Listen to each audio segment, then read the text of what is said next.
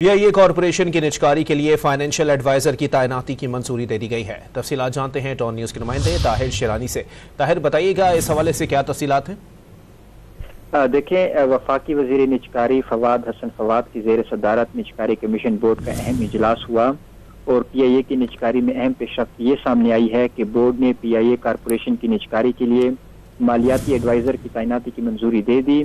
Ernest and young کی سربراہ میں قائم کنسورشیم کو کامیاب بولی دہندہ قرار دیا گیا۔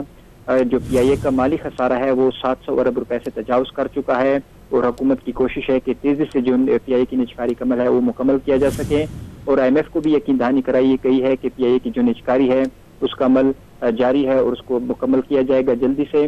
تو اس حوالے سے اب یہ پیش رفت سامنے آئی ہے کہ مالیاتی جو مشیر ہیں ان کی تعیناتی بھی کر دی گئی ہے۔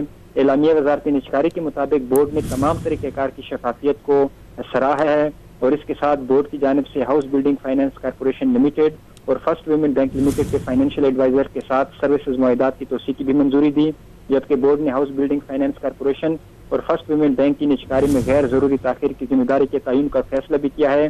یہ اہم فیصلے سامنے آئے ہیں نجکاری کمیشن بورڈ کی جانب سے، اور اب جو PIA کی نجکاری کا عمل ہے اس کو تیزی سے مکمل کیا جائے گا۔ جی بہت شکریہ طاہر شیرانی اپڈیٹ کرنے کے لیے۔